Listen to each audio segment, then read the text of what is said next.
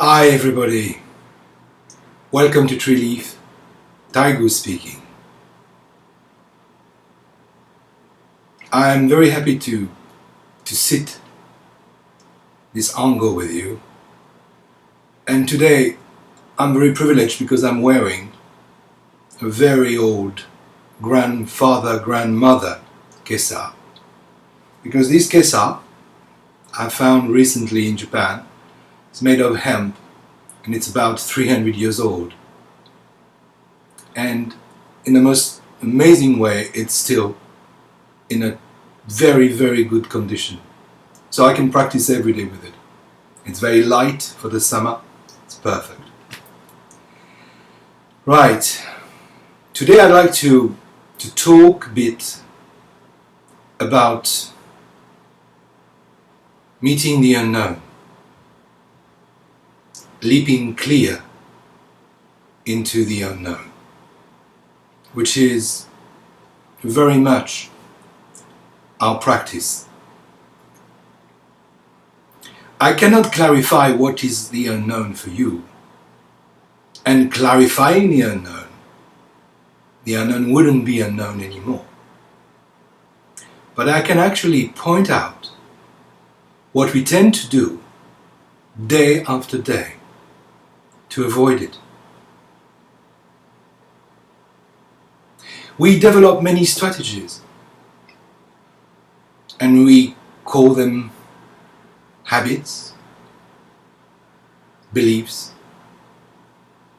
all sorts of things with which we wrap our life, so it gets very cozy, protected. Some people even go to the extent of taking drugs, too much alcohol, medicine,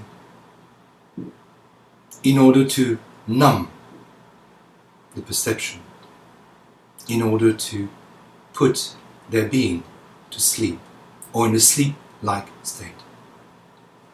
Now, the practice of Buddha is to wake up. To wake up. That's the practice. That's the idea. To wake up is to be ready to meet whatever comes, and to let it arise, come into full bloom, and go all the time. If you grasp the unknown, then it is not anymore the unknown. If you avoid it, it's not there.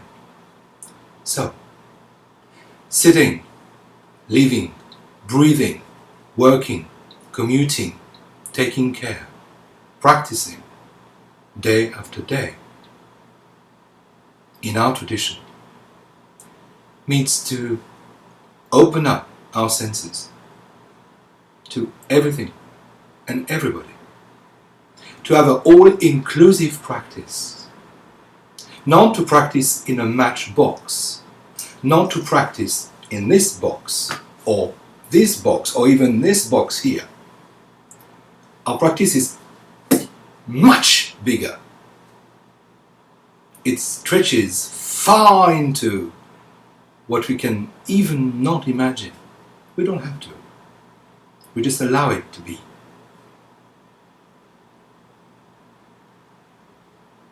Meeting the unknown is to accept also that we do not understand.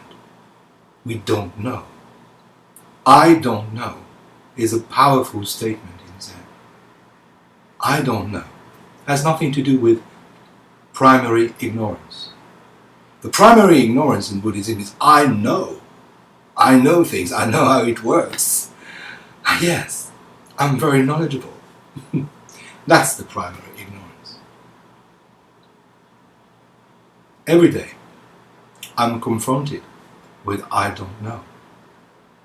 I used to be a scholar. I used to study a lot. I used to teach and lecture a lot. And, well, this is dust in the wind. Okay, I've been sitting my ass on a cushion for how many years? Maybe 30, 35. So what? I don't know much about it. I'm a beginner. I don't know. And that practice, I don't know, is really amazing. Because every corner of my practice gets interesting. I can't get used to things. I'm always amazed.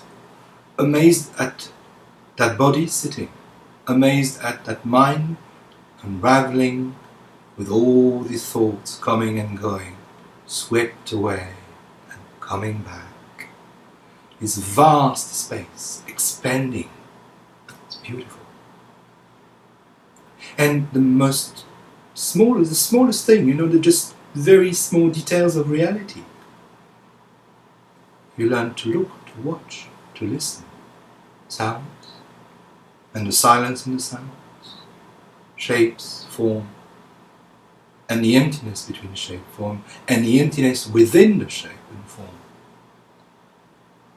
You don't take anything for granted. You are really happy and opened up to things.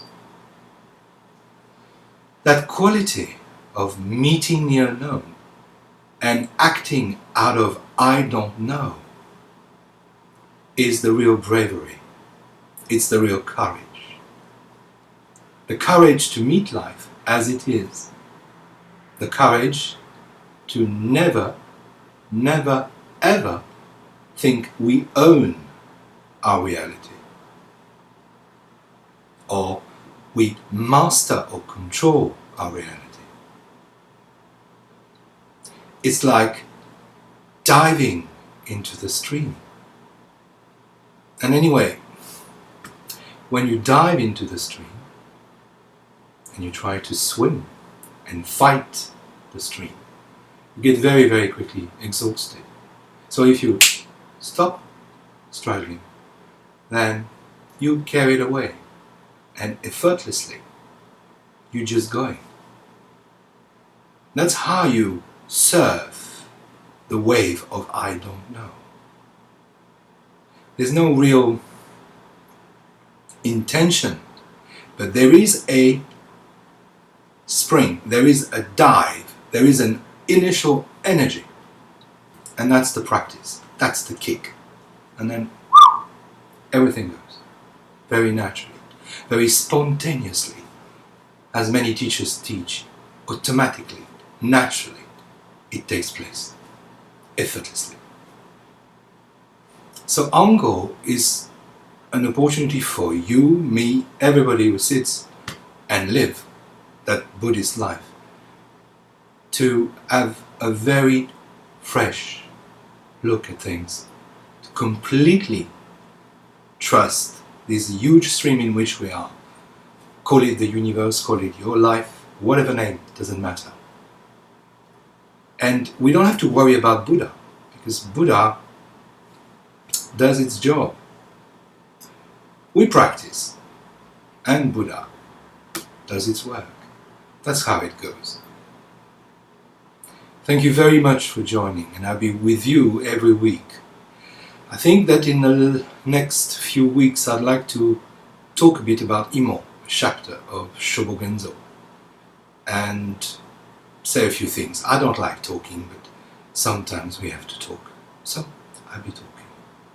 Take care and be amazed.